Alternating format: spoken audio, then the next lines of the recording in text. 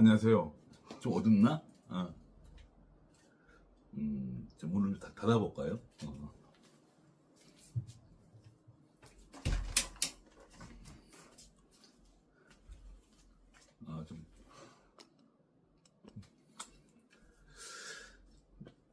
동영상 강의를 참 많이 하는 것 같아. 근데 많이 하는 게 맞는 것 같아요. 너무 변동폭이 너무 커요. 너무 크고 우리 여기 계신 분들이나 저나 이 변동폭이 클 거라고 제가 작년 한 10월부터 계속 말씀을 드렸어요. 그래서 변동폭이 크다. 그래서 그 원인을 좀 알면 굉장히 더 대응이 쉽고, 또 변동폭이 큰 이 극상에, 이게 저도 굉장히 저도 이렇게 어려운 장을 처음 봤어요. 이 극상의 어려운 장에서 자칫 멘탈이라든가 잦은 매매는 돌이킬 수 없는 그런 손실을 가져올 수밖에 없고요. 이 변동폭이 큰 건 작년 한 11월부터 일어나기 시작했죠.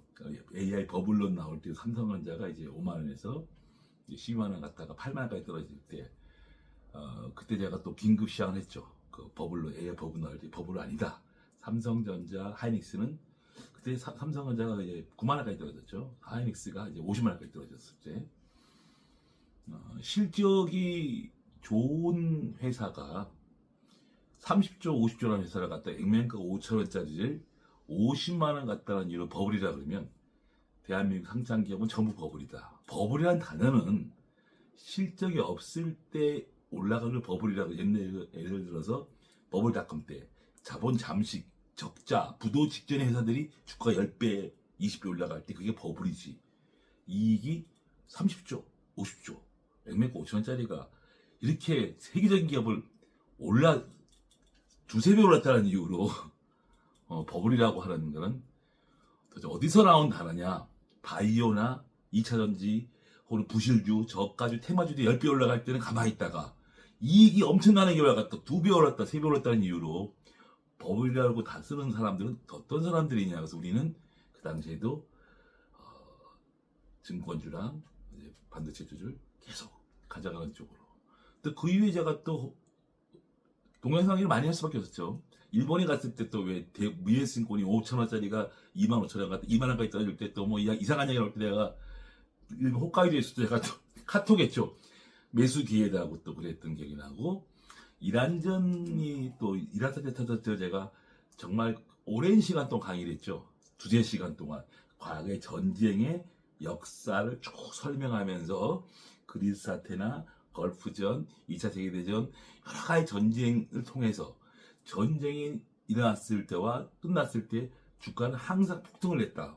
안 올라간 적이 없다. 그래서 외부 변수는 전쟁은 지나고 나면 아무것도 아니었다. 오히려 호재가 될 수도 있다고 말씀을 드려서 또 주식을 또 가져가게 했고, 쉽게 설명하면 재작년 한 10월쯤 됐죠. 그때 주가 지수가 2,500에서 2,800 갈 때 제가 한 1년간 주식 안 하다가 처음으로 여러분들한테 동영상 강의를 하면서, 그 당시 이제 삼성증권, 미래에셋증권, 한국금융지주, NH증권을 처음으로 제가 주식 90% 가져가자라고 말씀을 드리면서 증권주를 시발점으로 해서 이제 뭐 삼성전자, 하이닉스, 그다음에 모비스, 군데군데 이제 뭐 하나증권도 좀 하고, 모비스도 좀 하고,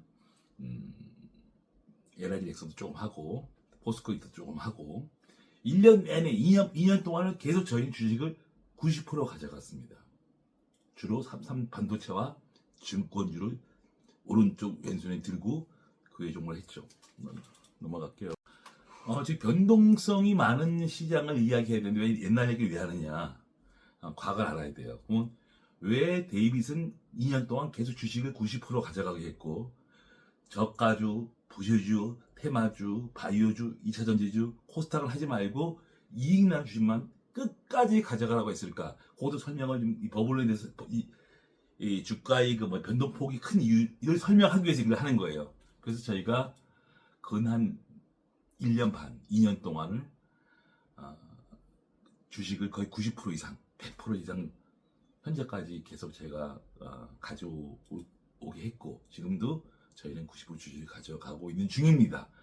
거의 뭐 1년 내내 주식 갖고 있죠. 그 종목도 많이 안 했어요. 압축시켜서 한 6, 7개 종목으로 증권주와 반도체, 중간주가 포스코인트나 현대모비스나 하나증권이나 뭐 자랑 같은 이야기가 아니라 떨어질 때마다 이제 주식을 샀죠. 처음에 대우증권주를 많이 벌었는데 뭐 과거나 지금이나 실패한 종목은 없었다고 생각합니다. 그래서 뭐 잘 따라오신 분들은 뭐 4, 500% 혹은 1000% 수익이 났을 거고 뭐 여러 가지 사연이 많을 거예요. 지금도 과거에 지금도 저희 방에도 저도 뭐 안타깝죠. 뭐 이렇게 또 선물 없이 매도 쳐서 지금 뭐 저희 방에도 손해본 사람이 많더라고요. 이렇게 막 몇십억도 깨지고 또 옛날 거 안 팔아서 90% 마이너스, 80% 마이너스 뭐 듣도 보면 정말 끝까지 버티신 분들도 있고 그분들 이제 사연을 제가 이렇게 많이 들으면 당연히 마음이 아프죠. 근데 이런 생각을 했어요. 그분들이 항상 하시는 말씀이 데이비드한테 한번 통화를 한번 했더라면 자기가 좀 바꾸지 않았을까. 방송은 듣고 하지 말라 그랬지만 뭐 실감 안 나니까 뭐 제가 틀릴 수도 있는 거니까 내 생각이니까. 그래서 너무나 고통스럽고 막 90% 막 그래요. 막 인버스에서 90%뭐 매도 쳐서 90% 공매도 쳐서 뭐 레버리지에서 90% 이상한 거 다 90% 그래서 그분들이 똑같이 하시는 말씀이 강의는 들었지만 육성으로 좀 통화했더라면 바뀌지 않았을까 라는 말을 가끔 저는 지금 와서 전화해요. 근데 지금 보면 이제 손실이 90% 80%니까 제가 결단을 못 내리겠더라고.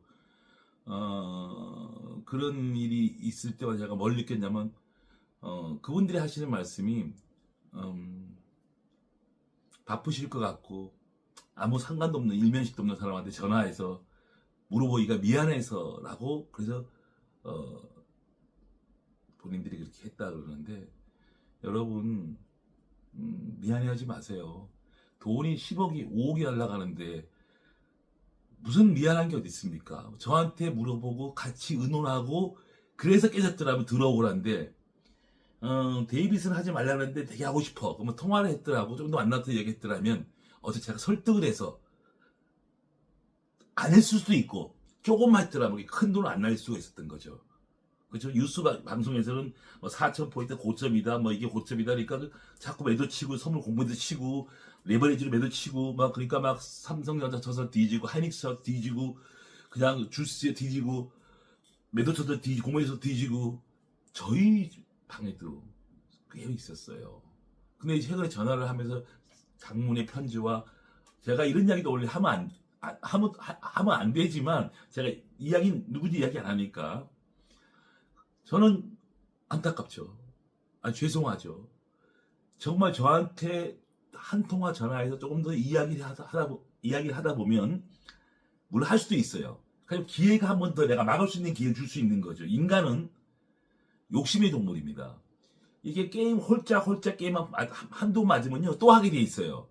홀짝이라는 거는 그러니까 가위바위보라는 거는 전승할 수가 없는 거예요.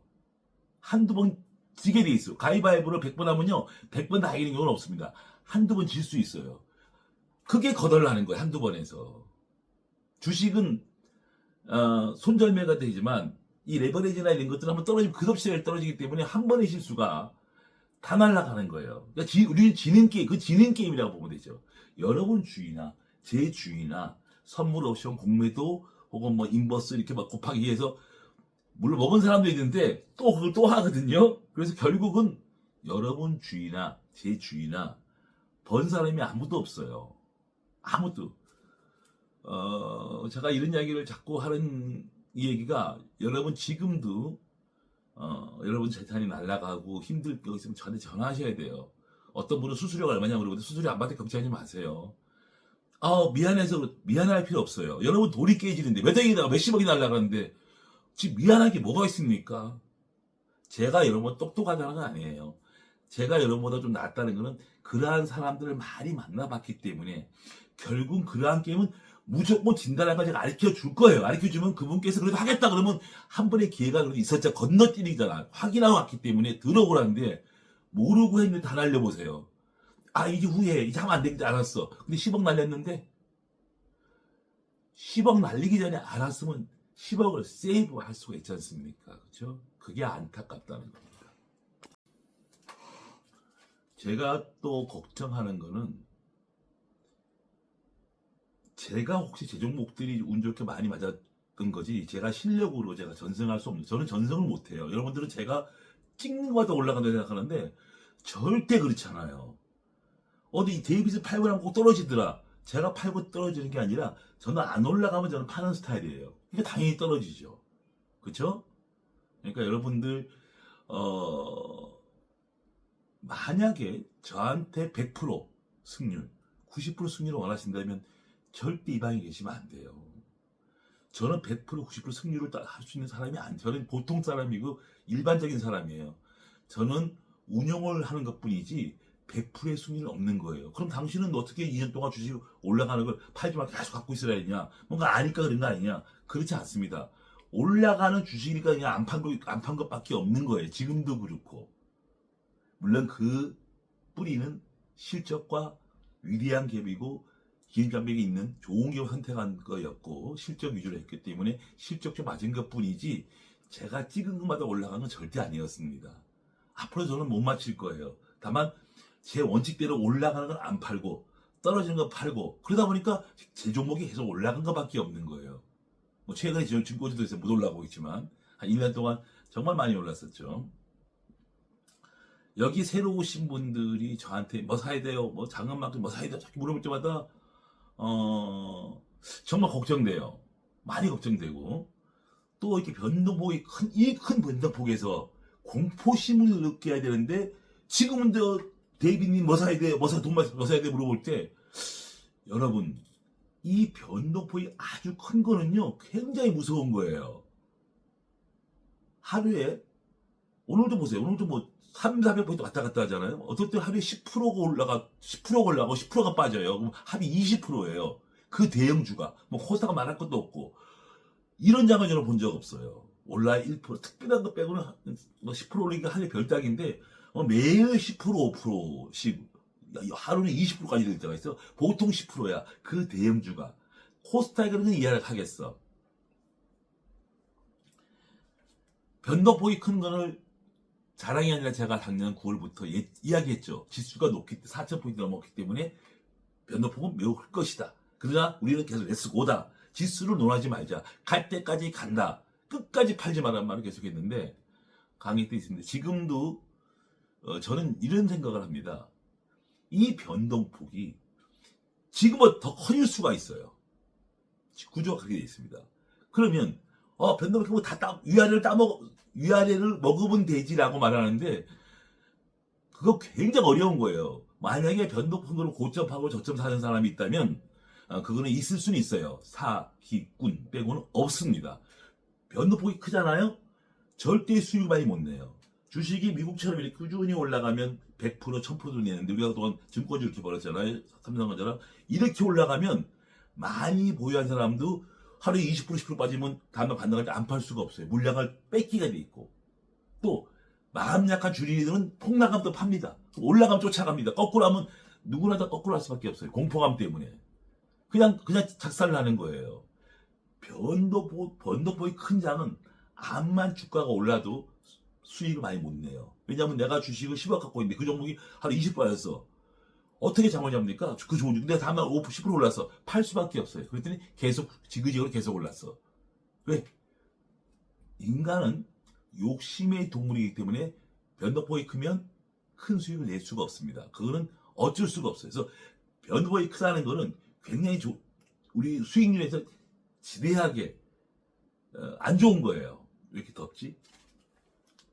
선풍기 틀었습니다.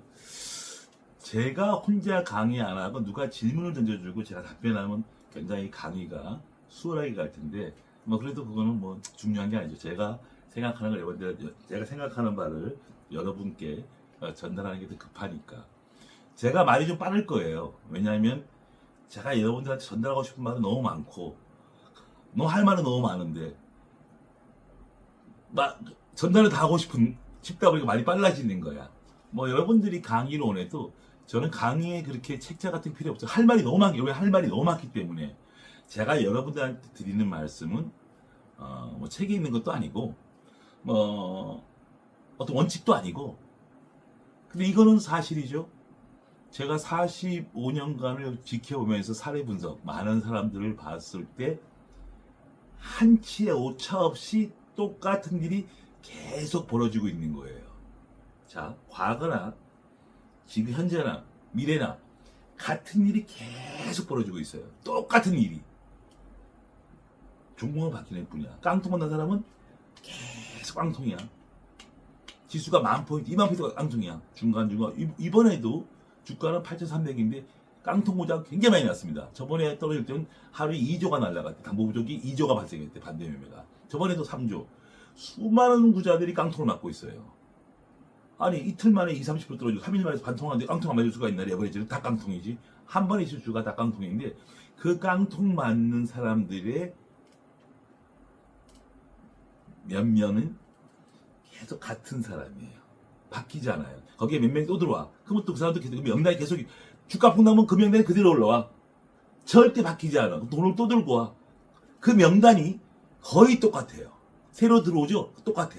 이 명단에 이 사람들은 주가가 1,000포인트나 5,000포인트나 10,000포인트나 20,000포인트 가도 항상 포함됩니다. 자, 여러분 그거 이제 충분히 느끼셨겠죠? 아, 내가 한 말, 저는 이거를 45년을 지켜왔어요. 지금도 지수가 8,300인데 그분들은 또 명단에 다 들어와 있어. 한 명도 열애 없이. 여러분 지금 보세요. 몇 조금 빼고 다 담보 부족 아닙니까? 그럼 그 사람들이 또 이제 다음에 반성을 하겠죠. 또 담보 부족 납니다. 증권이 주식시장은 바뀌질 않아요. 늘 똑같은 건데 인간은 늘 똑같은 실수를 반복하고 있죠. 왜? 자기 생각만 하니까. 자, 우리는 욕심과, 인간은 욕심과 두려움의 존재야. 올라가면 흥분해. 사고 싶어서. 막 떨어지고 뉴스에서만 안 좋은 이야기 나오고 그러면 불안합니다.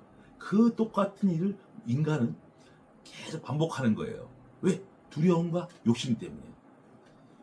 아, 내가 두려움을 어떻게 극복할 것인가를 연구하지 않죠.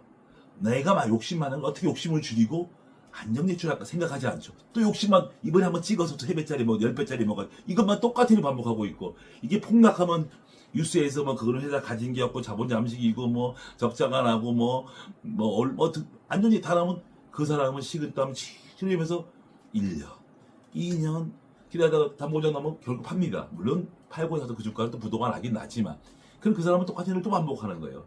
끊임없이 반복하는데 단 한 번도 자기의 습관을 바꾸려고 하지 않죠. 여전히 또 공부하고 종목 고르고 크게 먹으려고 운용은 생각도 하지 않아. 그걸 인간은 그럴 수밖에 없는 거예요. 인간은 두려움과 욕심의 동물입니다.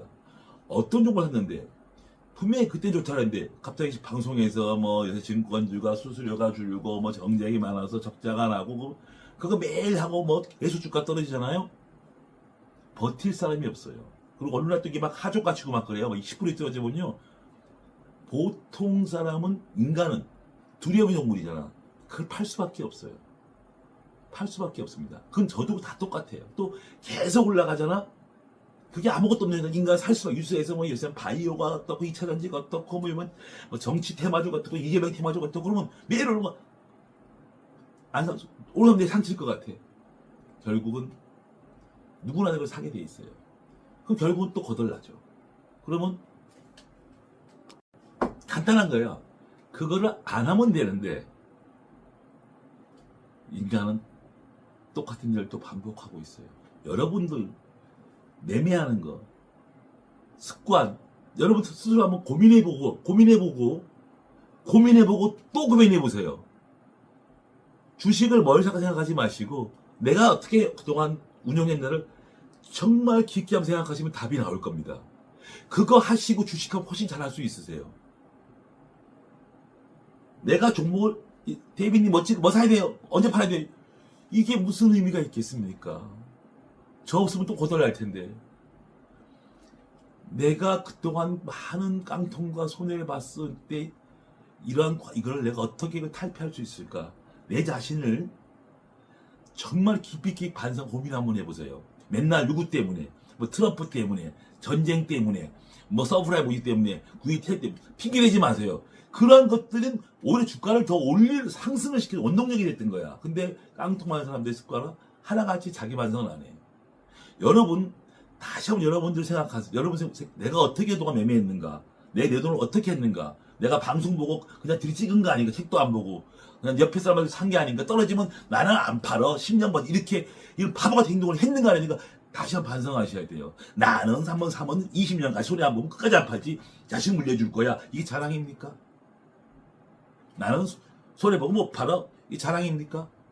어떻게 100%다 이깁니까? 그 신도 못하는 사기꾼만 할 수 있는 걸 사기꾼들이라는 거예요. 여러분들의 그러한 저의 단점을 빨리 캐치하셔서 그거를 수정하시면 굉장히 좋은 결과가 나와요. 아, 저 인간 이제 변동폭 얘기를 이렇게 쓸데없는 얘기하고 있네라고 얘기할 겁니다. 그러나 저는 이 이야기를 계속 강하게 할 겁니다. 왜? 제가 45년간 봐왔던 것들, 앞으로 봐왔던 것들이 단 1%도 틀린 적이 없어요. 깡통은 영원한 깡통이고 버는 사람들은 꾸준히 벌어요. 몇 명 안 되지만 그들과의 차이는 머리가 아니었어요. 습관이었고 인간의 단점을 바꾼 사람과 바꾸지 않은 사람이에요.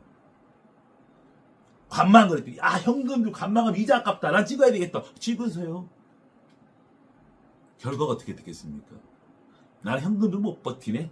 기회비용 아깝네. 무조건 사야 되네. 사세요. 결과가 어떻게 됐을까요? 나는 떨어진 끝까지 물 타네. 물 타세요. 결과가 어떻게 됐을까요? 100만 원짜리가 만원 가고 60만 원짜리가 2만 원 가고 어떤 부도나는데 무슨 물을 계속 탑니까?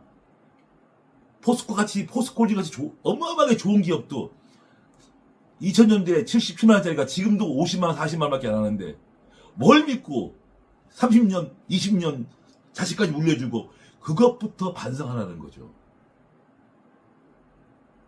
여기 여러분들이 많은 여기 투자가 예방에 계신 분들이 관망도 현금도 안 쓰고 습관을 바꿔서 성공하신 분이 굉장히 많은 걸로 알고 있습니다.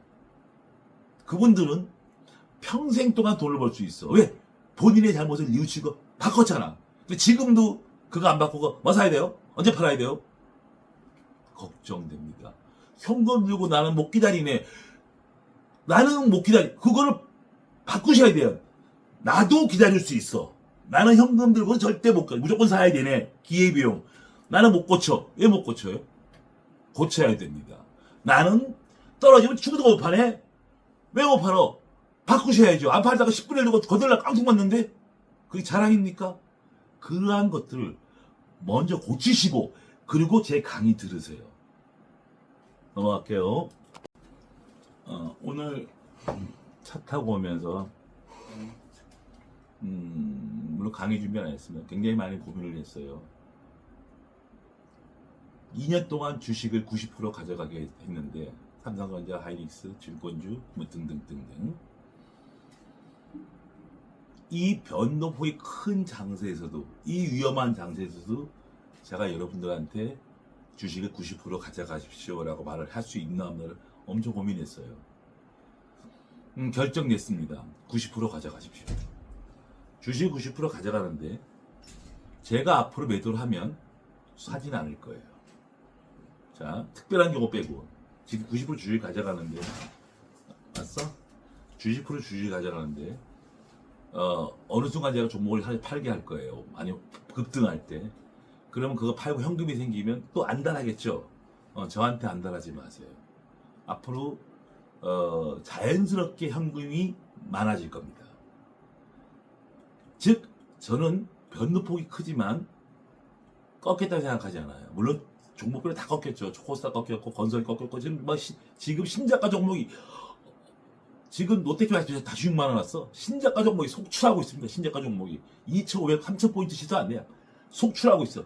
몇 개 안 남았어. 삼성전자, 하이닉스가 지수 60%를 차지해. 이 두 개 올라가면 지수 플러스야. 나머지 다 신저가야. 은행증권주 빼고 다 신저가야. 다 신저가. 웬만한 것들 다 최저가야. 그렇지만 저는 꺾였다고 보지 않아요. 그래서 그 이유를 왜 변동폭이 큰 것인 왜 큰가? 오늘 세 가지를 강의할게요. 변동폭이 왜 이렇게 클 수밖에 없는가? 앞으로 더 커질 수 있다. 왜 그런가에 설명을 하고, 그 다음에 우리가 좋아하는 반도체. 지금 시장에 그 삼성전자 하이닉스 2개 올라가면 지수 뭐 500포인트 올라가고 9개 빠지고 500포인트 빠지니까 그 반도체가 지금 우리나라를 먹여 살리고 있잖아요. 그 전에 증권주가 저도 있고 이제 반도체가 좋아하는데, 이번에 여러분들 보셔서 삼성전자 하이닉스가 빠지니까 에펙은 더 잘 빠지죠. 이 주도주의가 앞으로 어떻게 될 것인가 분석하고, 이제 전쟁이 세 번째로는 전쟁이 끝났어. 우리가 말하는 전쟁이 거의 끝났어. 근데 이제 유가도 내려갔어. 근데 물가는 아직 안 내려갔어. 왜냐면 그 후행 지표니까. 저는 물가가 내려간다고 봐요. 원래 옛날에 금리를 인하할 막 하다가 전쟁이 터지면서 이제 금리 인상력이 인상할 것 같아요. 그래서 그 금리 항방, 금리가 계속 우리가 옛날에 여러분들 고금리 때 경험했을 거야. 무차별로 주가가 박살났었죠. 만약에 앞으로 금리를 어디까지 올리는가를 모른다면 엄청난 악재가 되는 거죠. 금리를 한 번 올지, 세 번 올지, 5번 올지. 그걸 모를 때는 그 주가는 어마어마하게 떨어집니다. 그러나 다만 현재 금리의 전망은 예측 가능한 수준이고, 다시 어느 수준간의 금리는 떨어질 거로 봅니다. 거기에 세 번째에 대해서 한번 이야기하고, 그러고 나서 마지막으로 우리가 주식에 대한 전략 전술을 설명을 드리겠습니다. 변동폭이 큰 장세는 수익이 줄고 손실이 커질 수 있습니다. 지수로 올라가는데 손실이 커져. 굉장히 이게 극상히 어려운 장세예요. 그러면 왜 변동폭이 커졌는가? 그건 제가 설명을 또 드릴게요. 앞으로 변동폭은 더 커질 수 있어요. 여러분, 외국인들이 하루에 오늘도 어제도 7조, 오늘도 5조 매일 몇 조씩 팝니다. 매일 팔아요. 환율 때문에 그런 것도 있고, 또 자기들 규정에 오버된 것도 있고. 근데 저는 한편은 걱정돼. 저렇게 170조 팔았어 벌써. 저렇게 팔 수 있나? 암만 오버. 삼성전자 지금 47%밖에 안 돼. 다 팔아먹고 지금. 계속 이해는 하지만 의심의 눈길을 보내고 있어요. 환율 때문에 판 것도 맞는데 저렇게 파나? 물론 가장 큰 이유는 엄청 벌었고, 삼성전자 하이닉스 엄청 벌었거든. 그래서 파는 거예요. 제가 볼 땐 그래. 그걸 갖다가 우리 개인들이 모든 사람들이 전 국민이 다 주식하자 들고 와서 주식을 막 샀어. 외국인 파는 걸 흡수했어. 그래서 올라가고 있었어. 근데 또 연기금이 또 오버가 됐네. 20%가 지금 28%, 8% 팔고 10조를 또 팔아야 돼. 오버해. 그건 법이 그래. 그러면 연기금은 외국인 사는 거를 받아낼 수가 없어. 걔들도 팔아야 되니까. 받을 수 있는 거라고는 개인 투자가밖에 없는 거예요. 일부 기관, 조그만 기관들이라. 그러니까 개인들이 처음에 돈이 밀물질이 들어와서 올렸는데 돈이 한계를 느끼는 거야. 한계를. 그러니까 예를 들어서 옆에 것 팔아서 좋은 거 사니까 등락이 커질 수밖에 없는 거야. 자, 무슨 말인지 알죠? 이제는 돈 갖고서 유동성으로 다 사는 게 아니라 못 가는 것 50% 깨지고 팔아서 1등 주식 사는 거야. 그러니까 이거는 막 수익 빠지고 이거만 확 올라가는 거지. 거꾸로 이렇게 돈이 많으면 부실지도 올라가고 조금씩 올라가고 이렇게 안정이 되는데, 돈이 자꾸로 한계에 고갈되다 보니까 옮겨 타는 거지. 그러니까 변동폭이 더 커지는 거야. 외국인이 파는 거를 기관이 사주고 연기금이 사주고 그러면 스무스한데, 작년 겨울부터는 연기금도 오바됐고 외국인도 오바되니까 파는 물량이 점점 많아지는 거야 이제.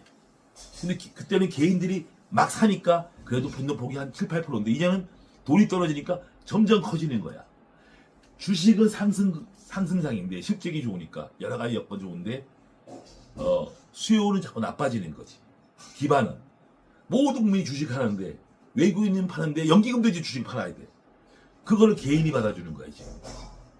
물론 개인이 약하다는 뜻은 아닙니다. 그러다 보면 개인들이 돈이 떨어지 수요가 다 못 받으면 기존에 있는 좀 못 올라간 주식, 부실주를 팔아서 이쪽을 달라붙겠죠. 그러니까 이쪽은 더 심해지고 이쪽도 더 심해지고 이렇게 되는 거죠. 거기다가 또 ETF라는 게 있잖아요. ETF, 지수 ETF, 반도체 ETF. 이거는 레버리지 같은 경우는 올라가면 자동으로 무조건 사게 돼 있어. 그러니까 이게 또 확 당기고 떨어지면 자동으로 매도하니까 확 빠지는 거야. 떨어지면 그냥 이게 프로그램 멤버처럼 가속화시키는 거지. 외국인 방에 같이 팔아버리니까 그냥 꽂히는 거지. 그쵸? 올라갈 때 반대가 되고. 이런 변동폭이 큰 시스템 장세에서 인간이 이걸 예측한다? 불가능하죠. 예측하셔도 돼요. 근데 이제 내가 그분을 못 만날까? 6개월 뒤에 또 이사님 또 문자 보내. 저 거덜나시오. 8억 날라갔어요. 10억 날라갔어요. 20억 날라갔어요. 어떡하면 좋을 말 들을 걸. 여러분, 저한테 보내지 마. 저한테 전화를 하세요. 일단 제가 막아드릴게. 못하게 할게. 그리고 내 말 듣고 갈 수 있어. 그러면 들어오라잖아.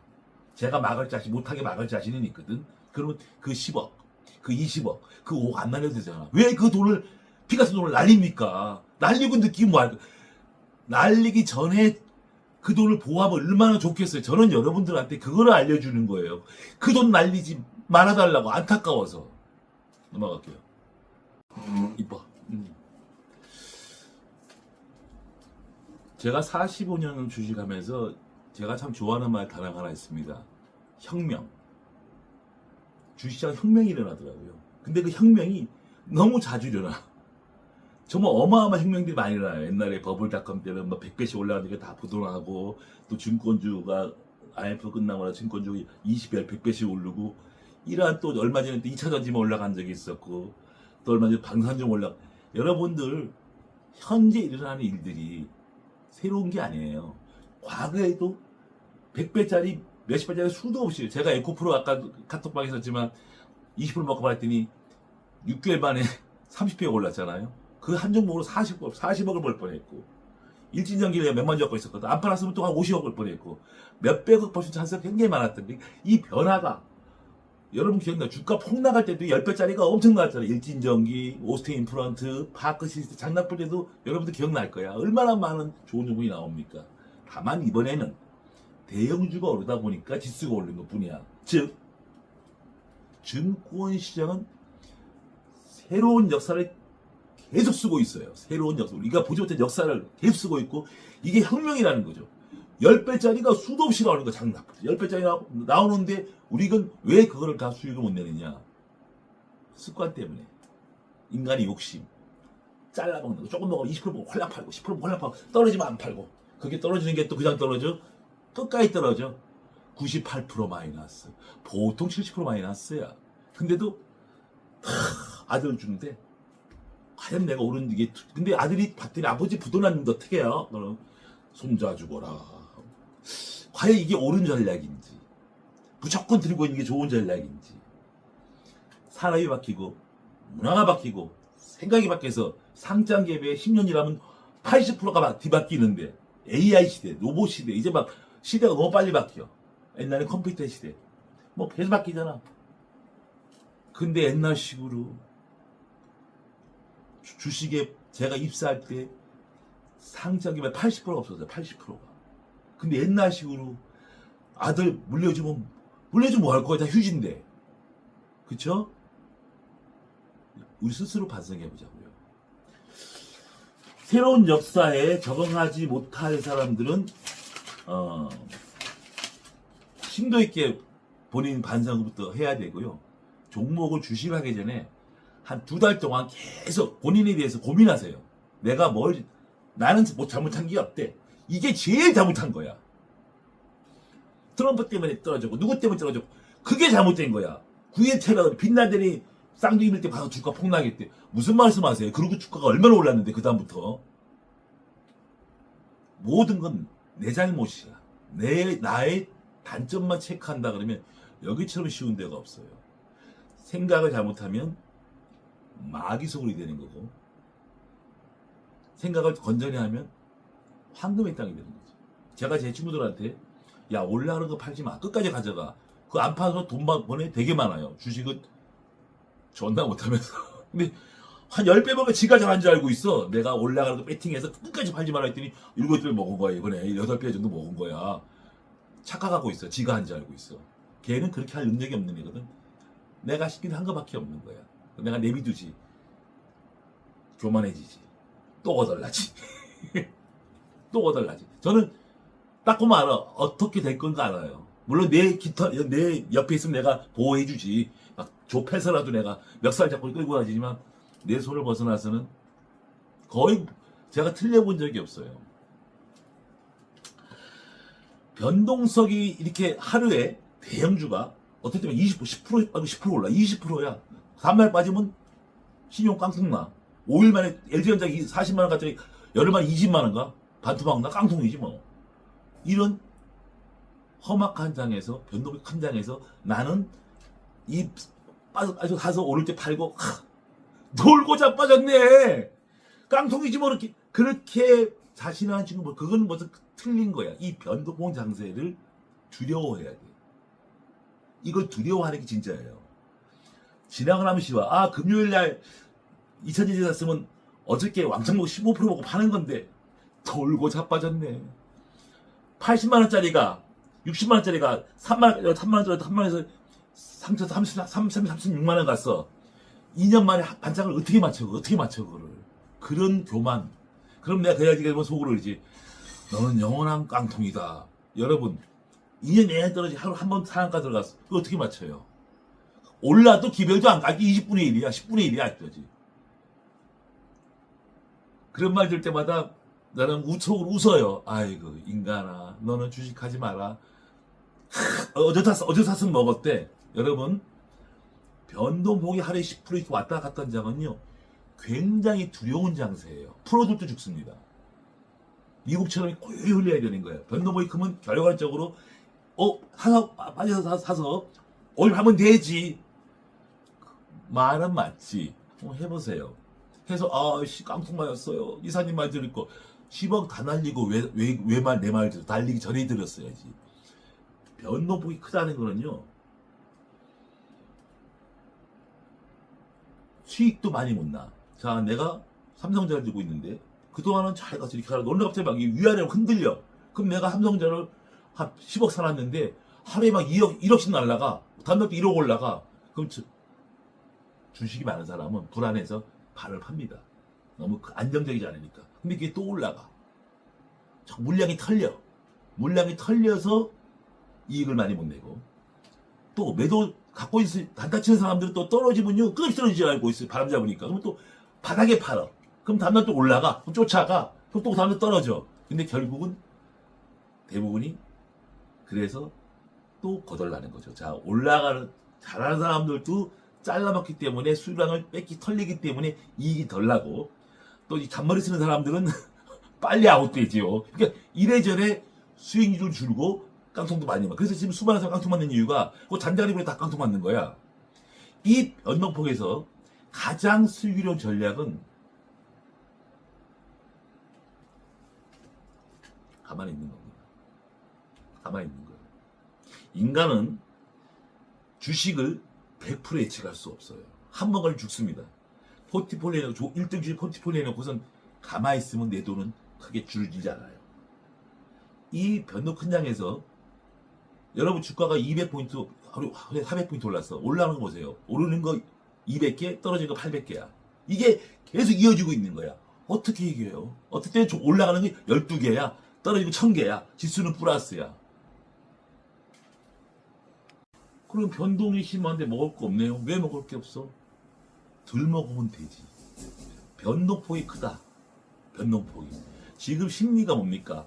실적 좋은 거 사야지, 나쁜 거 팔아야지. 그러니까 갈수록 더 좋은 거만 살려. 실적으로 좋은 거 살려 그래. 제일 좋은 게 삼성전자 실적이 더 좋잖아. 그냥 그거만 살려 그래. 그러니까 증권주 실적 좋은데 그거보다 이게 더 좋다는 거지. 그렇게 되는 거예요. 그러니까 변동폭은 기관, 연기금, 외국인 팔지, 개인이 사지, 이걸 팔아 사니까 파는 쪽은 더 떨어지고 사는 쪽은 더 가격이 올라갈 수 있고 또 이게 같이 또 팔면 그냥 급 나갈 수 있고 이 변동폭이 10%. 근데 이 변동폭이 20%까지 될 수도 있어요. 어떤 20%까지 될 수도 있어. 저는 이런 생각을 해요. 대세하락장이면 내가 주식을 팔고 떠나야지. 근데 대세하락 같은데 하루 20%씩 빠져봐. 팔 틈이 없잖아. 그걸 걱정하고 있어. 이 변동폭이 너무 크니까 하루 20%까지 못 팔잖아. 10% 빠지고 20% 빠지면 이런 식으로 빠져버리면 혹시 내가 대세하락에도 못 팔 수도 있다는 생각을 해봅니다. 굉장히 무서운 장세예요. 변동 큰 거를 우습게 생각하시면 안 돼요.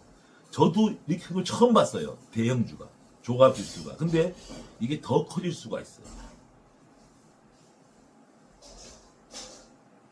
어떨 땐 제가 여러분들이랑 장난을 많이 합니다.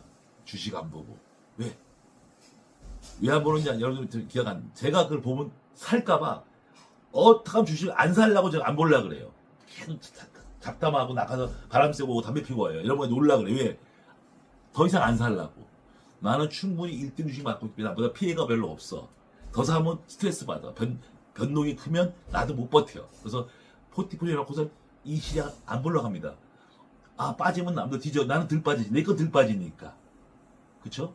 그래서 여러분과 가능한 카톡도 많이 하고 장난을 많이 치는 이유가 이 변동폭의 장세를 견디기 위해서. 이 변동폭을 대응하는 게 딱 한 가지예요. 맞추려고 하지 마세요. 맞추려고 하지 마세요. 그냥 좋은 주식 들고 그냥 버티는 수밖에 없어요.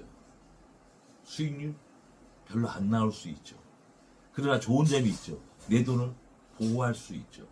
여러분들 지금 삼성전자, 한국금융지주 몇 점만 남았다. 하이닉스 이런 등등 정보 갖고 있는 사람들은 다 플러스에서 고민하지만 옆에 것들은 70%, 80%, 50% 많이 왔다 갔다 한 사람들은 벌써 은퇴했고 선물 매도, 공매도, 인버스 상상을 초월하게 깨졌고 얼마 전에 주가 빠질 거 담보부적 계좌가 2조씩 반대매 나가 2조씩이나 이 장에서도 8,500원 반대매가 벌써 여러 번 나갔어요.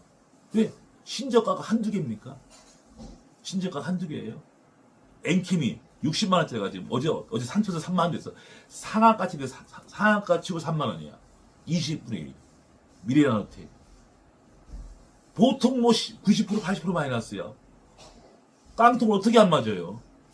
유일하게 올라가 있는 건 증권주, 은행주, 만약에 그건 삼성전자, 하이닉스야.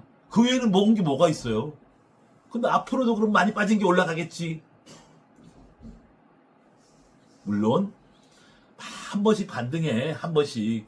그걸 어떻게 맞춰? 그냥 안 한 사람이 잘한 거야. 자, 60만 원짜리가 2만 5천 원, 3만 2천 됐어. 그걸 어떻게 맞춰? 그냥 안 한 게 잘한 거지. 안 한 게 잘한 거야. 바이오가 막 빨리 오죠. 그걸 어떻게 맞춰? 안 했어야 되는 거야. 근데 삼성증권, 한국민주주, 삼성전자, 하이닉스 다 하고 5배씩은 먹었잖아. 우리가 한국민주주 5만 원에 샀잖아요. 지금도 22만 원이야.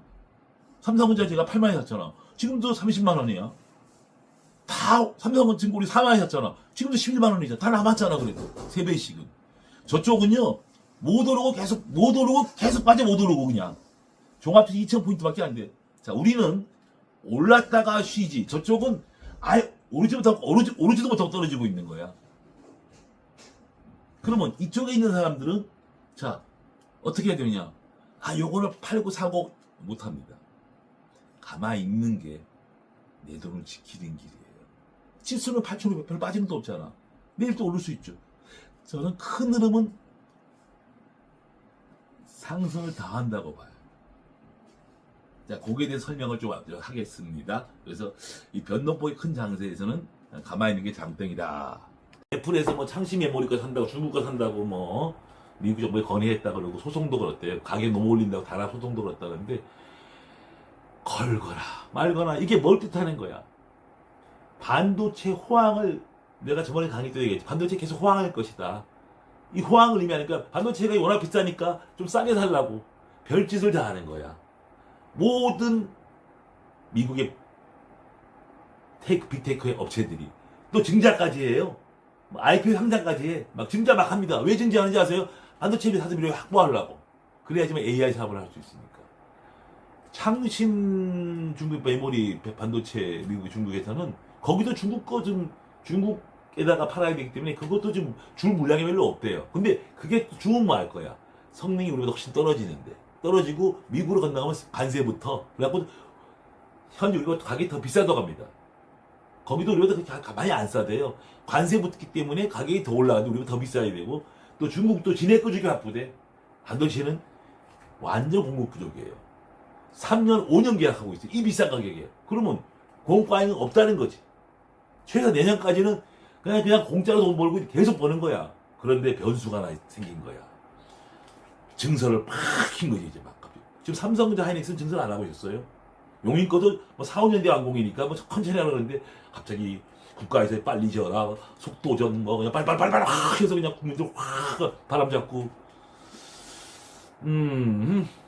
만약에 정말 기업가 삼성이랑 하이닉스 그렇게 하고 싶었을까? 하고 싶지 않았을 거라고. 돈 잘 버는데 왜 증설을 했을까?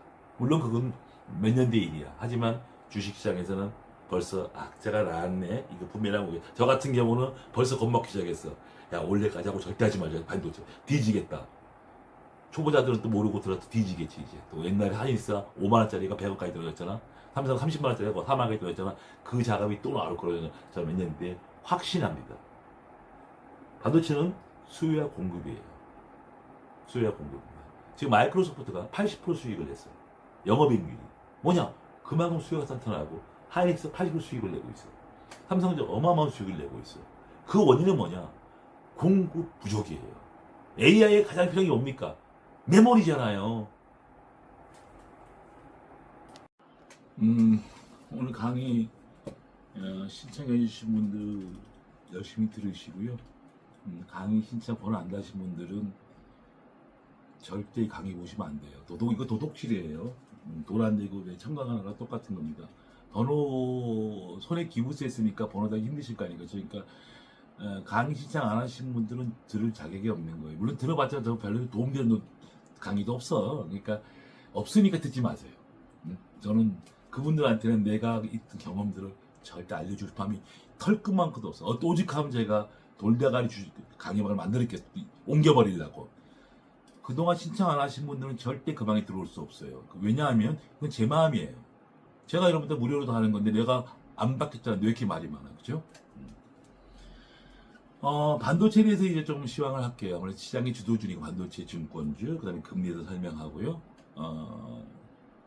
아까 변동폭이 큰 이유는 설명했고, 앞으로 더 클 거고, 우리는 어떻게 행동을 해야 될 거고, 어떤 전략을 구사해야 될 것이고, 거기에 가장 좋은 전략은 가만히 있는 거다. 관망, 좋은 거 들고. 하지만 제가 이제 매도 사인을 보낼 거예요. 급등할 때마다. 일단 팔면 또 수익 나시니까 또 찍고 싶겠지. 찍을 사람 찍으세요. 저는 안 찍을 거예요. 제 마음이니까. 반도체의 설명을 좀 할게요. 며칠 전에 제 친구가 전화가 왔더라고. 그 이재명 대통령이 뭐 광주에 뭐 삼성 하이닉스 뭐 투자하면 2천조, 3천조 하는. 제 강의 들으신 분들은 걱정을 좀 하셨을 겁니다. 제가 반도체 삼성 하이닉스 이야기하면서 많은 애널리스트들이 예측이 틀렸어요. 뭐가 틀렸느냐? 삼성전자 이익이 20조 안 되고 틀려 30조 나. 30조 안 되고 50조 나. 이익이 더 많이 나는 거야. 계속 생각보다 많은 전문가들이 생각보다 훨씬 이익이 많이 나. 마이크로 테크놀로지 마찬가지지. 미국에서 일부러 허황되게 이렇게 이만큼 낼 거라 했더니 훨씬 더 나버렸어 그게. 그 이익도 안 날 줄 알고 가이던스를 냈는데 실제 이거 설마 이만큼 내겠는데 보다 훨씬 영업이익률이 거의 80%예요. 마이크로소프트도. 자, 이게 뭐냐 그러면 수요와 공급이라고 제가 저번 강의 때 얘기했죠. 반도체가 물량이 500이면 살려면 살사 100이야. 수많은 사람들이 사러 오는데 물량을 못 줘. 이게 3년 장기 계약을 비싼 게 3년 장기 계약을 하는 거지. 3년, 5년 장기 계약하면 3년, 5년 동안 이 비싼 가격에 주는 거야. 페널티는 걔들이 막는 거야. 공급자 우위에 파는 사람이 아주 편하게 계약하는 거야. 왜? 물량이 없으니까. 그럼 왜 그런데요? 공급 물량이 제한돼 있으니까. 그러니까 이제 애플이나 뭐 메타나 사가는 사람들은 화가 나지. 막 3배, 4배 가격에 사야 되니까. 근데 안 사가면 어떡할 건데? 그거를 지네들 물건 만드는 건데, AI 하는 건데. 경쟁적으로 그냥 뭐 엔비디아 회장님 오고 막 옵니다. 왜 오겠는데? 반도체 받으러 오는 거야. 그거 왜 그렇게 비싼데? 공급이 제한돼 있지.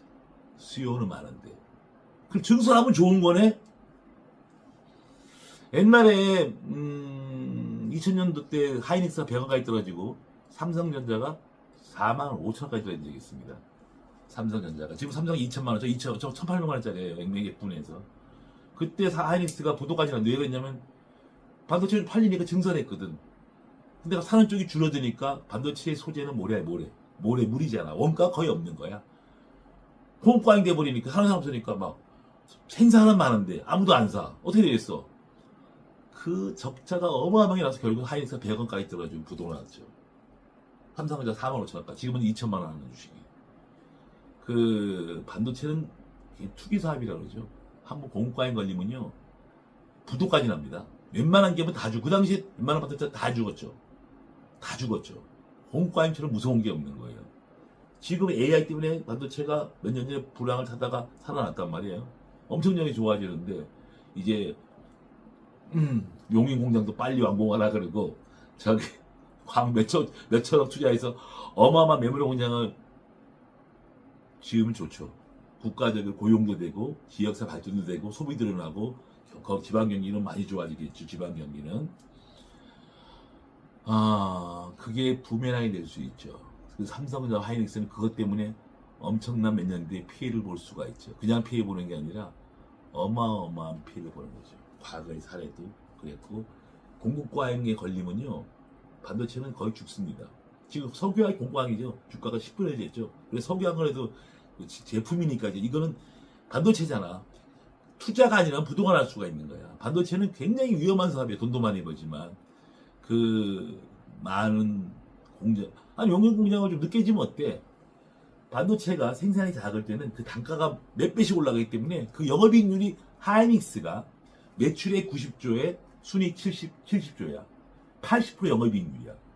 파는 거 다 먹는 거야. 직원도 보너스 5억씩 줘.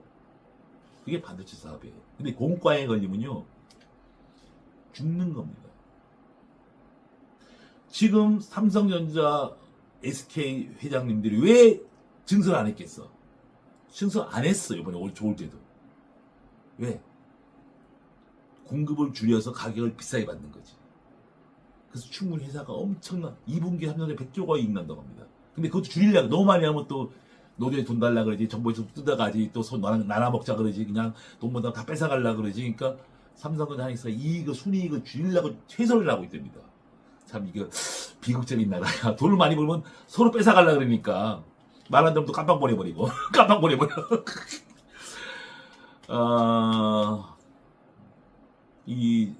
이거 제 생각이니까 여러분들 혹시 또 기분 나빠하지 마세요.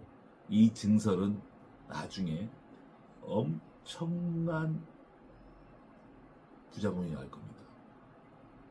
저는 그 전에 빠져나와야 될 것 같고, 이게 증설이 딱 되고 막 이런 이야기 나오면 벌써 주식하는 꾼들은요, 좀 반도체를 공부한 사람들은 겁을 내요. 야, 언제 공과에 오겠다. 이제 조심하자. 그 생각을 하면 수요가 또 이 반도체 사자들은 세력이 또 줄어듭니다. 왜? 언제 공과에 걸리잖아. 물론 그렇게 투자하면 지역 발전에 도움이 되고 세금도 많이 거치고 고용도 되고 좋은 점도 많아요. 근데 회사는 뒤지는 거지.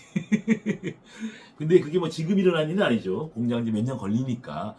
걸리지만 주가는 선행하는 거죠. 그게. 미리 생각을 하고 있으면 그거는 저한테는 큰 악재라고 생각해요. 지금 해외 메타라든가 많은 기업들이 반도체 때문에 난립니다. 못 사서. 뭐 중국의 창신 메모리를 살려고 어제 애플에서 넘어갈게. 애플에서 뭐 창신 메모리 거 산다고 중국 거 산다고 뭐 미국 정부에 건의했다 그러고 소송도 걸었대요. 가격 너무 올린다고 달아 소송도 걸었다는데 걸거나 말거나 이게 뭘 뜻하는 거야? 반도체 호황을 내가 저번에 강의 때 얘기했지. 반도체 계속 호황할 것이다. 이 호황을 의미하니까 반도체가 워낙 비싸니까 좀 싸게 살라고 별짓을 다 하는 거야. 모든 미국의 빅테크의 업체들이 또 증자까지 해요. IPO 상장까지 해. 막 증자 막 합니다. 왜 증자하는지 아세요? 반도체비 사들이 확보하려고. 그래야지만 AI 사업을 할 수 있으니까. 창신 중국 메모리 반도체 미국 중국에서는 거기도 중국 거 좀 중국에다가 팔아야 되기 때문에 그것도 좀 줄 물량이 별로 없대요. 근데 그게 주면 뭐 할 거야? 성능이 우리보다 훨씬 떨어지고 미국으로 건너가면 관세부터 그래갖고 현재 우리가 가격이 더 비싸다고 합니다. 거기도 우리보다 그렇게 많이 안 싸대요. 관세 붙기 때문에 가격이 더 올라가는데 우리보다 더 비싸야 되고 또 중국도 지네 거 주기 바쁘대. 반도체는 완전 공급 부족이에요. 3년, 5년 계약하고 있어요. 이 비싼 가격에. 그러면 공과잉은 없다는 거지. 최소 내년까지는 그냥 공짜로 돈 벌고 계속 버는 거야. 그런데 변수가 하나 생긴 거야. 증설을 팍 킨 거지 이제 막. 지금 삼성전자 하이닉스는 증설 안 하고 있었어요. 용인 거도 뭐 4, 5년 뒤 완공이니까 뭐 천천히 하려고 그러는데 갑자기 국가에서 빨리 지어라 속도전 뭐 그냥 빨빨빨빨 확 해서 그냥 국민들 확 바람 잡고 만약에 정말 기업가 삼성이랑 하이닉스가 그렇게 하고 싶었을까? 하고 싶지 않았을 거라고. 돈 잘 버는데 왜 증설을 했을까? 물론 그건 몇 년 뒤 일이야. 하지만 주식시장에서는 벌써 악재가 나왔네. 이거 부메랑 오게. 저 같은 경우는 벌써 겁먹기 시작했어. 야 올해까지 하고 절대 하지 말자. 반도체 뒤지겠다. 초보자들은 또 모르고 들어도 뒤지겠지 이제. 또 옛날에 하이닉스가 5만 원짜리가 100원까지 들어갔잖아. 삼성 30만 원짜리가 4만 원까지 들어갔잖아. 그 자금이 또 나올 거라는 저 몇 년 뒤에 확신합니다. 반도체는 수요와 공급이에요. 수요와 공급입니다. 지금 마이크로소프트가 80% 수익을 냈어요. 영업이익률이. 뭐냐? 그만큼 수요가 탄탄하고 하이닉스 80% 수익을 내고 있어요. 삼성전자 어마어마한 수익을 내고 있어요. 그 원인은 뭐냐? 공급 부족이에요. AI의 가장 필요한 게 뭡니까? 메모리잖아요.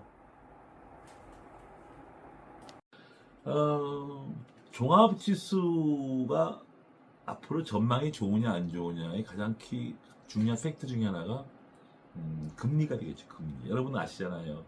옛날에 그 워렌 버핏이 유명해진 이유가 1970 몇 년도에 그 미국 재무장관이 그 이름을 까먹었어요. 그 책에. 근데 제가 한번 가게 되겠는데 굉장히 보수적인 사람인데 하루는 그 사람이 어릴 적에 부모님과 차를 타고 가는데 호수에서 막 요트 타고 막 파티가 벌어지더래. 그래서 그 당시 재무장관은 그 꼬마가 물어봤대. 아빠 저 사람도 뭐 하는 거야? 했더니 저 사람들은 빚내서 그 돈으로 술 먹고 이렇게 요트 타고 노는 사람들이란다. 너는 커서 절대 빚내지 마라. 라고 아버지 교육받고 있는 그 정직한 반듯한 애가 재무장관이 된 거야. 되다 보니까 미국이 막 물가를 막 올라가지 기업들이 막 대출 받아갖고선 막 기업 만들지니까 그 재무장관이 눈에는 이게 불안한 거야. 그래서 이름 까먹어 70년대. 그래서 그 당시에 금리를 계속 올렸어요. 그래서 미국 주가가 거의 반토막이 났을 거예요. 많은 기업이 도산하고. 그래서 고금리를 만들었지, 걔가. 그 까먹었어. 그 유명한 일화가 있었어. 그래서 미국의 많은 기업들이 도산을 하게 됐는데 워렌 버핏이 그때 젊을 때 주식을 많이 산 거야. 근데 이게 고금리가 또 저금리잖아요. 그 저금리가 되니까 살아남은 기업들이 주가가 어마어마하게 올라갔죠. 그래서 한 기자가 물어봤던 겁니다. 아니 그 고금리 시절에 그 주식 사서 부도나면 어떻게 할 뻔했어요? 라고 워렌 버핏에게 물어봤더니 워렌 버핏이 이런 말 했다고 합니다. 고금리에 부도날 기업이면 진짜 그에 대한 희망이 없는 기업이다. 그게 원래 부도나는 기업이다. 고금리에도 불구하고 이익을 내는 기업, 그게 진짜 매기 기업이었다. 그래서 미국 주가는 그 이후에 회사들이 더 단단해지고 부채도 줄이면서 미국의 기업들이 한층 더 재무조가 좋아지면서 견고한 상승을 시작했죠. 그때 그 당시에 워렌 버핏 돈을 제일 처음으로 더블 이상 먹었다고 합니다. 고금리가 저금리 되니까 금리가 안 된다니까 주가는 계속 올라가는 거지. 금리와 주가는 반비례하는 거죠. 왜 우리가 한동안 작년 주식이 막 올라가다가 1, 2년 터지면서 유가가 올라가니까 당연히 유가 연동되잖아. 많잖아요. 그래서 물가가 올라가니까 벌써 인플레이션 이야기가 얼마 전에 막 나왔잖아요. 전쟁이 장기화되면서 막 유가가 110불 가고 그러니까 물가 자체가 높게 나와서 금리 인상을 한다고 하고 실제 했고 유럽은 미국도 한다는 말까지 할 정도 아니 한다고 합니다. 왜? 유가가 오르니까 물가 당연히 올라가는 거죠. 근데 이제 전쟁이 끝났어. 끝난 거지. 유가가 70까지 떨어졌어. 그럼 금리 인상을 하지 말아야지라고 얘기해. 천만에. 유가가 최근에 떨어졌는데 아직 물가의 잔존은 남아있는 거지. 그러나 시간이 지나면 분명히 물가는 연동이 좀 떨어진다고 데이터가 나와 있어요. 그런데 이번에는 물가도 높은 데다가 고용지표까지 좋게 나왔어. 그러니까 미국 경기도 좋고 물가 인플레이도 되고 그러니까 케빈 씨가 이거 금리를 올릴 수도 있다 라고 이야기했어요. 그러면 이제 금리를 올리느냐 아니냐 이게 중요한 거야. 올린다 그러면 죽는 거지 이제. 케빈 씨가 몇 번 올린다는 말도 안 했어. 그때 상황을 보고 금리를 올릴 수도 있고 안정이 되면 안 올릴 수도 있고 그러나 인플레이션이 우선이다 라고 말을 했습니다. 굉장히 지혜로운 예측하지 않겠다는 거지. 점도표 안 보겠다는 거지. 가이던스 안 내겠다는 거지. 그때 상황을 봐서 안정되면 안 올리고 되면 올리고 그렇게 한다고 이게 매파적인 발언이라고 하는데 그거는 매파적인 게 아니라 아주 지혜로운 발언이죠. 제가 여러분께 위대한 기업이라는 좋은 기업과 위대한 기업을 얘기했을 거예요. 위대한 기업이라는 거는 남들이 할 수 없는 거. 진입장벽. 삼성전자 하이닉스. 남들이 지금 반도체 쫓아올 수 없잖아. 시간이 많으니까. 남들이 할 수 없는 걸 이제 혼자 하고 있었던 거야. 두 번째가 공급 부족. 사는 사람 많은데 파는 사람 작아. 반도체잖아. 그쵸? 그다음에 기술력 우위. 현재는 중국이 못 쫓아오잖아. 어떻게 앞서 있잖아. 그게 바로 위대한 기업이죠. 그 위대한 기업이 삼성전자 하이닉스였기 때문에 제가 삼성전자 하이닉스를 1년 반 동안 목표가를 정하지 않았습니다. 여러분 작년에 기억나실 거예요. 법을 나올 때 제가 삼성전자 하이닉스 50만 할 때 절대 거품 아니다. 순이익 옵션이 무슨 거품이냐. 목표가 없다. 갈 때까지 간다. 그때 목표가 35만 원이었습니다. 작년 가을에. 저는 한 번도 삼성전자 목표가 안 잡고 지금도 목표가 안 잡아요. 갈 때까지 간다라고 얘기하는데 지금 확연히 공급 부족이고 떼돈을 벌잖아. 그리고 누구도 못 들어오잖아. 당분간 몇 년간은 독주를 갈 수 있는데 이 주식은 무조건 안 파는 거야. 근데 10배, 20배, 하이닉스 20배 올랐지. 삼성은 5배로고. 근데 저는 이제는 목표가를 정하고 싶습니다. 이 좋은 업황을 방해놓는 사람이 생기기 시작했어. 정부에서 공장을 많이 지으래. 그래서 생산을 많이 하래. 공급 과잉을 만들고 있는 거지. 옛날처럼. 그래서는 삼성전자 하이닉스 목표를 앞으로 정하려고 하고 제가 삼성전자 하이닉스를 팔면 다시는 이 주식을 사지 않을 겁니다. 왜? 공급 과잉을 유도하고 있어. 방송에서는 뭐 대단하게 얘기하는데 대단하죠. 국가적으로는. 그 기업은 또 작살나는 거야. 옛날 이정희 장님이 깜빡하고 나서 삼성전자가 몰락을 할 뻔했지 않습니까? 몰락할 뻔. 오너를 이렇게 하고 JTBC가 또 이렇게 그런 이야기 또 있죠. 삼성전자의 그 영광은 저 내년 정도. 뭐 공략 바로 짓는 거 아니니까. 그렇지만 그 자체가 저는 악재라고 봐요. 공급 과잉이 신호탄을 올리고 있는 거죠. 누가 올린다? 우리가 올린 거지. 예. 그래서 삼성전자 하이닉스의 그 가격은 제가 조만간 이제 언젠가 제가 팔겠죠. 이제 부분 매도를 할 겁니다. 한번 팔면 잘 안 살 겁니다. 앞으로는 이제. 왜냐하면 공급 과잉이 분명히 다가온다는 거죠. 주식은 인간이 맞출 수는 없어요. 그럼 예측을 해야 되는 거예요. 아, 석유화기 공급 과잉이 될 것 같다. 판 사람들은 다 살아났어. 10분의 1 됐잖아. 아, 코스닥은 불안하다. 2차전지 불안하다. 판 사람은 살아서 안 죽었지. 아, 건설주는 앞으로 이제 뭐 노란 봉투법, 빨간 봉투법, 뭐 또 뭐 저거 하고 복잡하잖아. 그냥 노조 있고 도망 나온 사람은 살아남은 거야. DS가 20만 원짜리가 2만 원 됐잖아. 그런 식으로 틀리더라도 예측은 해야 되는 거예요. 그래 내 돈을 보호할 수 있어요. 여러분 돈을 버는 것도 중요하지만 내 돈을 버는 것도 지키는 것도 굉장히 소중합니다. 한 번의 실수가 내 재산을 다 날릴 수가 있어요. 여기 계신 분 중에서 그런 분이 꽤 있을 겁니다. 저한테 이런 말을 하더라고. 이사님과 통화하고 했으면 들어오라. 통화 안 하고 거덜나니까 너무 속상하대. 이사님이 하지 말았어야 되는데 재미로 했다가 뒤졌다 이거야. 저도 안타깝죠. 제가 말리고 제가 말 자신이 있거든요. 말려도 그 길로 가서 뒤지면 난들 어떡하겠어. 하지만 나를 거쳐가면 거의 못 가기를 막아주거든. 근데 그것도 안 건너뛰다가 뒤지니까 얼마나 속상해. 단 한 명도 선물 옵션 매도 쳐서 한 명도 살아난 사람이 없어요. 제 주에도 없고 본 적도 없고 저한테 걸면 제가 무조건 못하게 하죠. 무조건. 3번 했어. 2번 맞춰서 한 번 깨졌어. 깡통이야. 그게 선물 옵션. 한 번 깨지면 제로 돼버리는 거야. 하면 안 되는 거였지. 주위에 다 깡통이잖아. 한 명 살아난 사람이 없죠. 그걸 왜 합니까? 공매도 마찬가지. 하지 말할 게 너무 많은 거야. 저까지 무실주, 작전주 올라갔지. 한 명도 살아 돌아온 사람이 다 깡통 맞았잖아. 한 명도 나온 사람이 없잖아. 금양에서 뭐 금양이 뒤지고 바이 뒤지고. 그럼 어떻게 해야 되냐? 안 했어야지. 안 했어야지. 거기서 맞들이면 도둑질해서 벌면 도둑 또 하거든요. 근데 경찰이 잡아가잖아.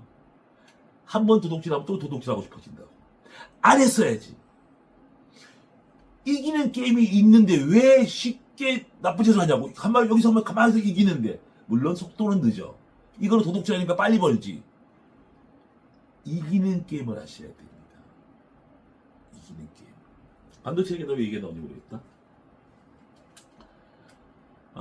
그래서 그 반도체 공급과잉은 당분간 없다. 그러나 공장이 짓고 그런 게 많이 벌어진다는 자체가 악재이기 때문에 우리에게 그러한 것들은 부메랑이 뭔지 알아요?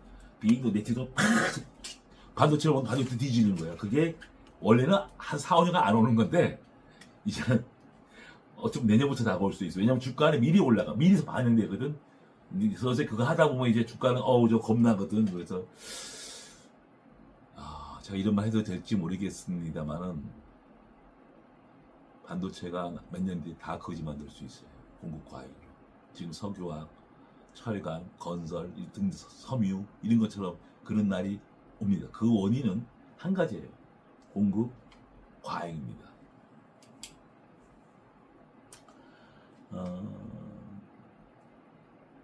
삼성전자가 하이닉스가 이제 2분기 실적이 발표되는데 7월 7일 날이 삼성전자, 7월 20 며칠이 하이닉스인데요. 그것도 좀 고민이 됩니다. 왜냐면 지금 삼성전자 하이닉스 이익을 줄이려고 많이 노력한대요. 이익을 이제 문제 많이 내면 이제 또 법인세 내야 되지, 또 많이 내야 되지, 또 노조가 또 이제 돈 더 달라고, 직원들도 보너스 달라고 그러지, 또 정부에서 나눠 먹자고 또 그리고 또 퇴직한 사람도 돈 달라고 그러는데 막 그냥 모든 사람들이 그냥 이제 삼성전자 하이닉스, 특히 삼성전자에 이제 청구를 하기 때문에 참 또 여러 가지 그런 또 앞으로의 문제, 하청업체들 문제에서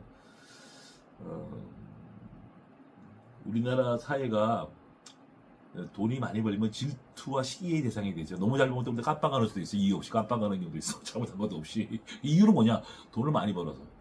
근데 이제 그렇게 하면 깜빵을 맨날 갔다 오면 그 회사가 생존하기가 발전하기 힘들어요. 삼성전자가 이제 운 좋게 또 이제 일어나기 시작했는데 만약에 그러한 일이 없었더라면 삼성전자는 세계적인 회사가 1위가 벌써 돼 있었을 건데 여러 가지 안타까운 일이 많기 때문에 지금도 뭐 삼성전자가 이익을 많이 내니까 뭐 정부에서 이렇게 그 돈 이익금 해서 농가라 먹자 그런 상황인데 그래서 어느 게 옳은 건지 모르겠어요.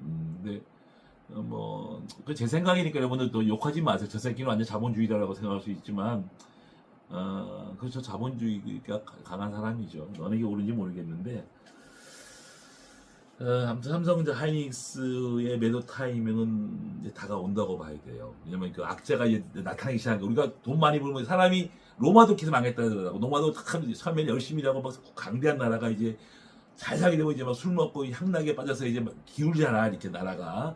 지금 반도체가 독야청청 갈 뻔했는데 또 그러한 또 악재가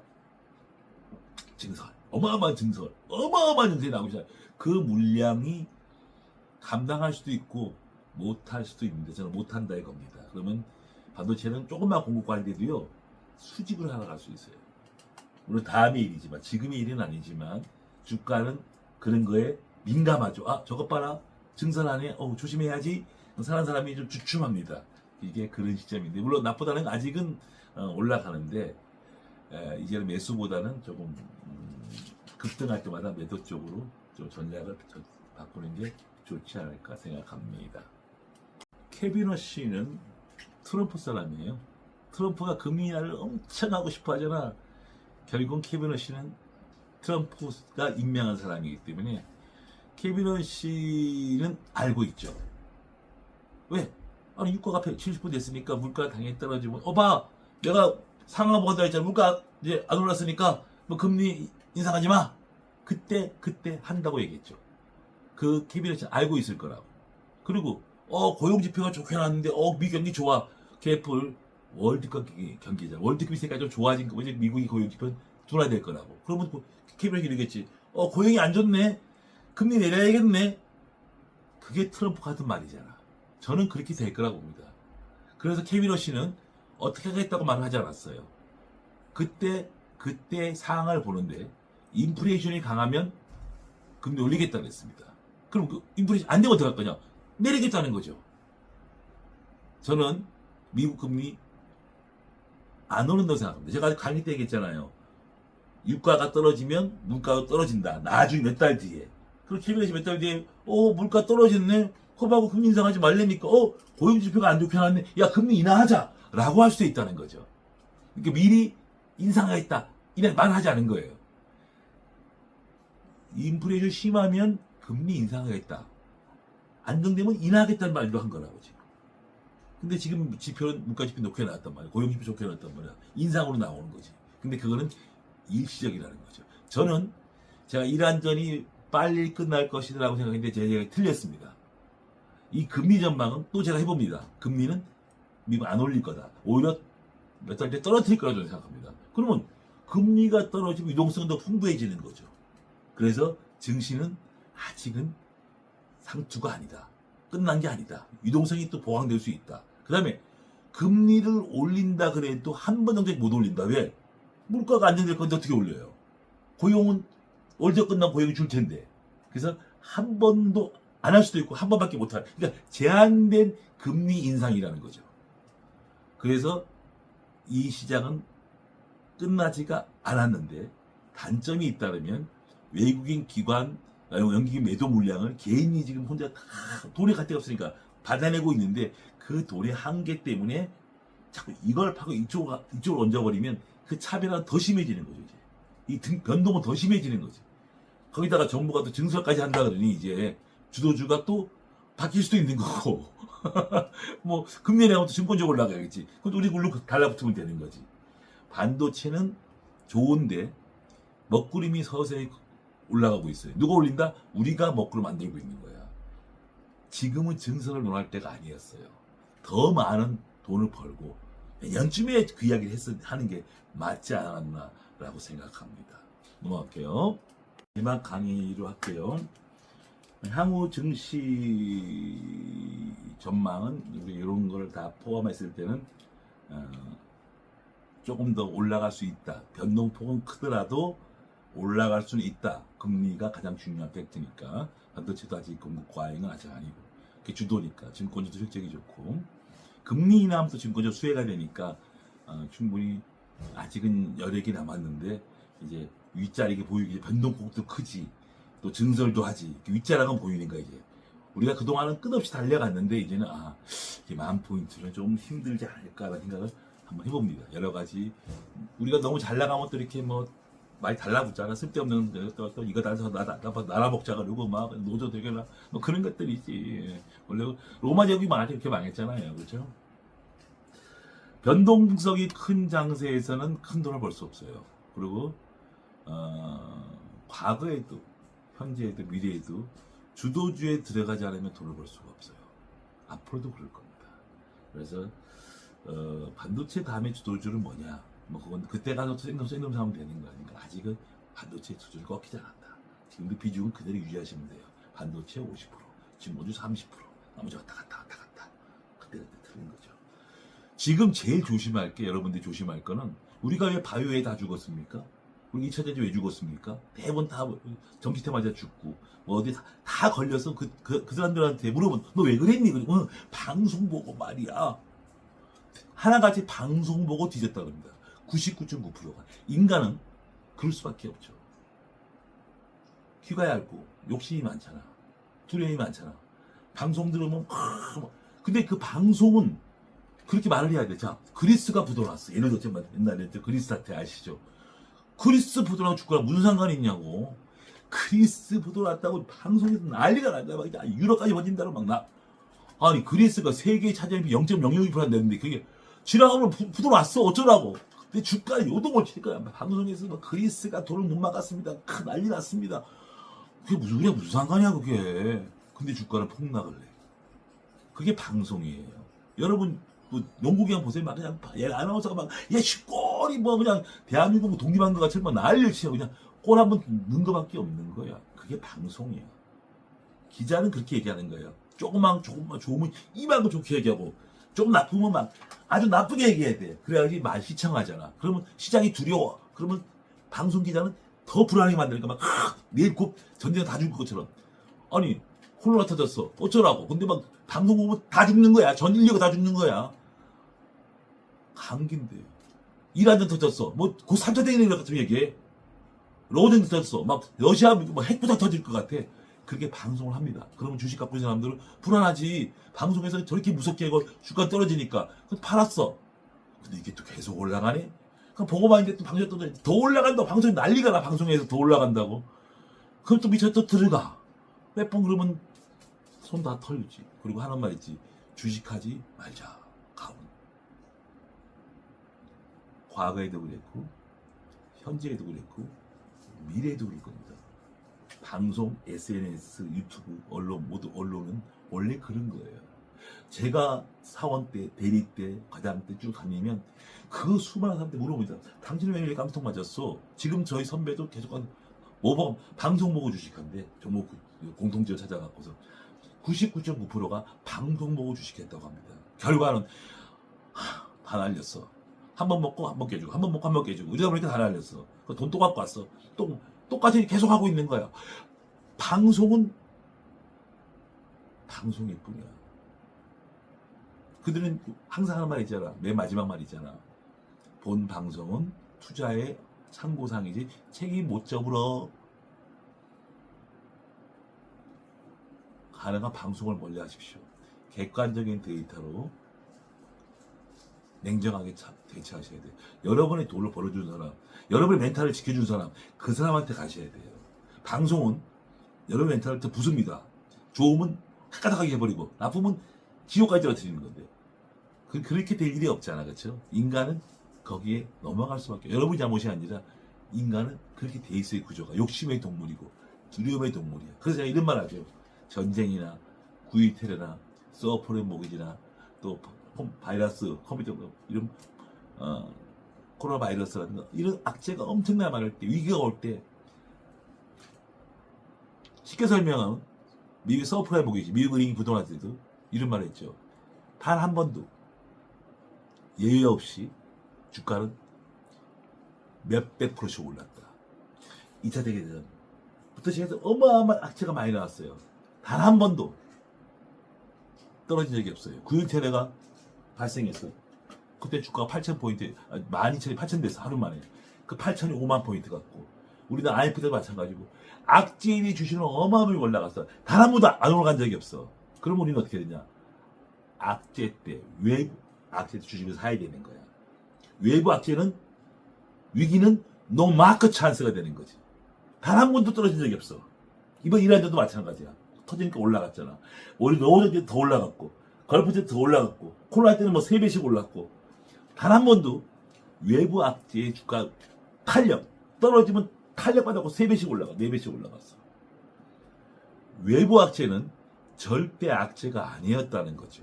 그럼 언제 파느냐? 이 회사가 나빠질 때, 공급 과잉, 경쟁에서 뒤처질 때, 회사가 이익이 안 날 때, 갑자기 잘 나가다가 물건 많이 만들어서 살 사람이 줄어들었을 때, 경쟁업체가 더 잘 나갈 때, 회사의 펀드멘털이 문제가 생길 때 주가가 돌이킬 수 없이 떨어지고 다시는 그 주식이 못 올라와요. 근데 외부 악재는 내가 사고자 하는 주식을 기다려 그 종목이 떨어지면 이거는 탄력보다 더 많이 항상 몇 배가 더 올라갔어요. 단 한 번도 예외는 없었습니다. 미래에도 그럴 거예요. 좋은 주식이 악재 때 떨어지는 건 노마크 찬스가 되는 건데 그 회사에 균열이 생기면 그거는 무조건 팔아야 됩니다. 파는 게 아니라 몇십 년간 회복을 못하고 어쨌든 없어지는 경우도 허다하죠. 예를 들어서 2차 전지가 2, 3년 전에 지금 올라다 90% 80% 떨어졌는데 저는 그 주식이 100년간은 못 간다고 생각해요. 한 번 걸리면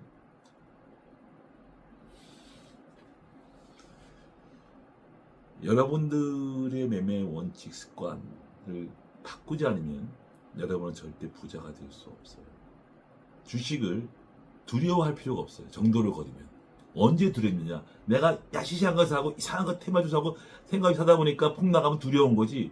내가 정도를 거두는데 뭐가 두렵겠습니까? 배당을 주고 훌륭한 기업인데 떨어져 5% 10%인데 먹으면 몇백 프로 몇천 프로 나오는 거잖아. 그게 주식인데 아직도 시장의 주도주는 반도체와 저는 반도체라고 하면 여러분 오해하지 마세요. 저 소부장 아니에요. 그냥 삼성전자 하이닉스 딱 두 개예요.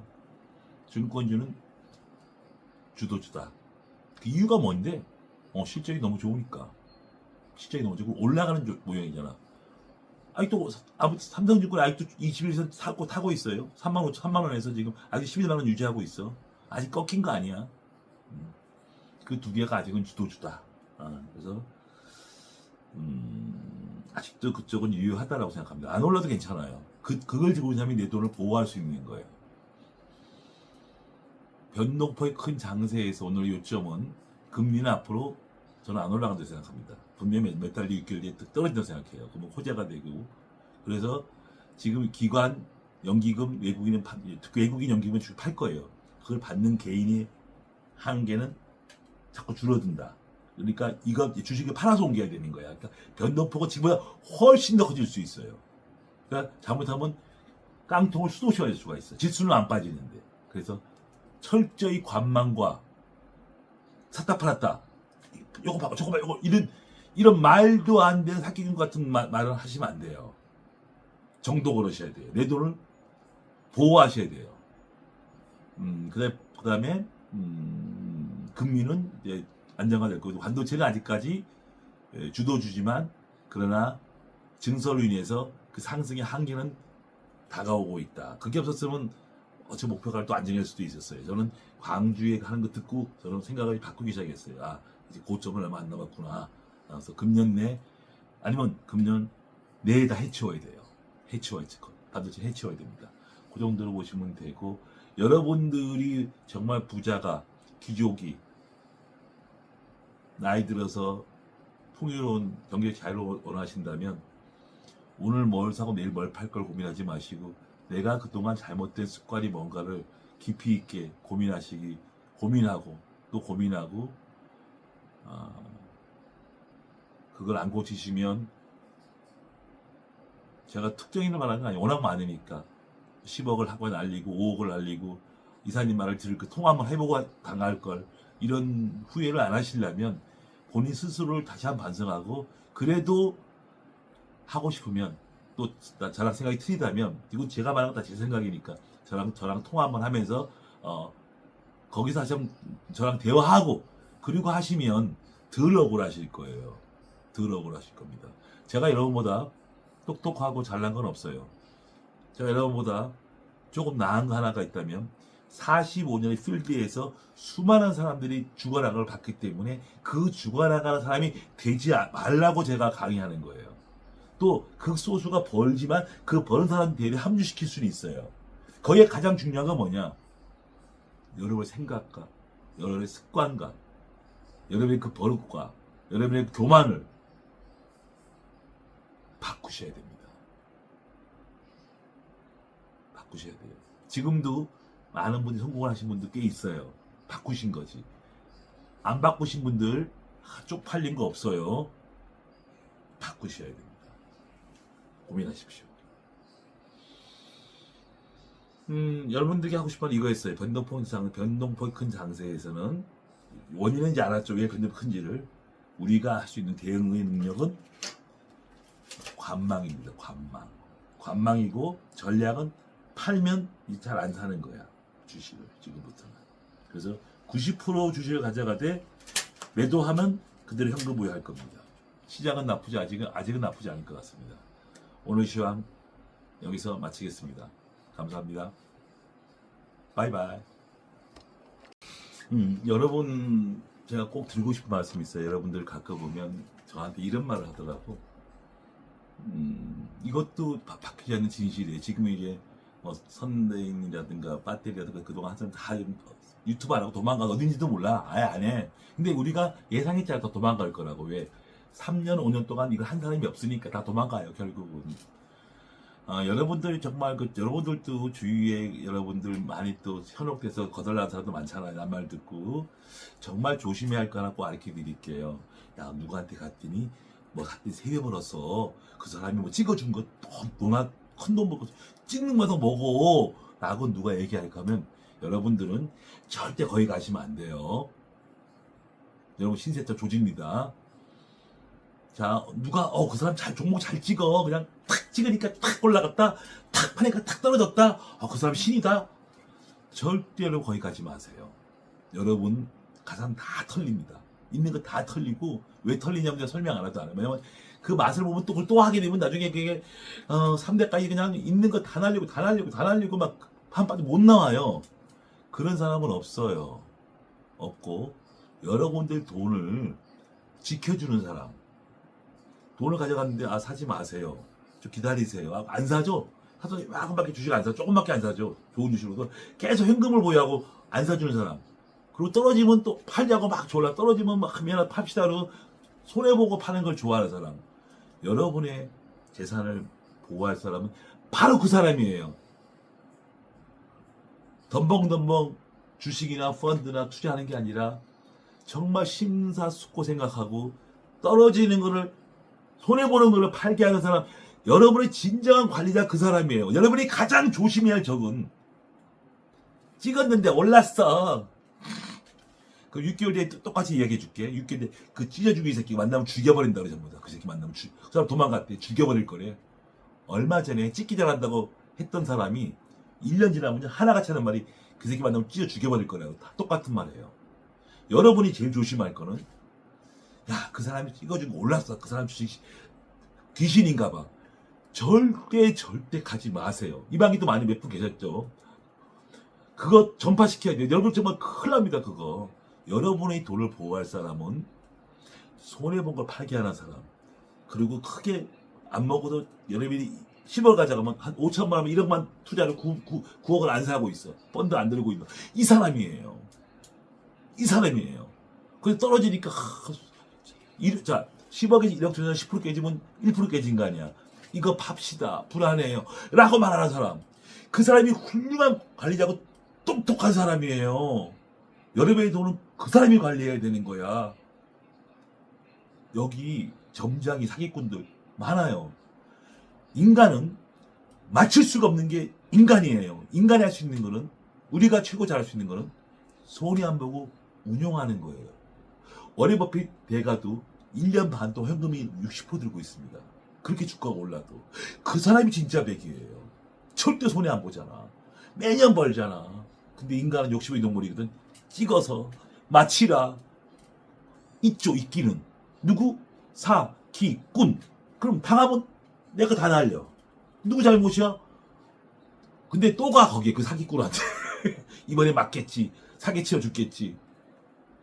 한 번 속고, 2번 속고, 3번 속으면요. 속는 사람이 진짜 나쁜 사람이에요. 사기꾼이 재밌잖아. 자꾸 사기니까 자꾸 당하니까 자꾸 더 생기는 거야. 여러분 절대 본인부터 반성하세요. 누굴 탓하지 마세요. 누구 때문에 거덜나 이런 말 하지 마세요. 여러분이 선택한 길이야. 찍기 그런 건 없어요. 세상에 없는 거예요. 그런 허황된 꿈부터 버리세요. 찍는 거다 마친데 이런 말 같은 말을 해야죠.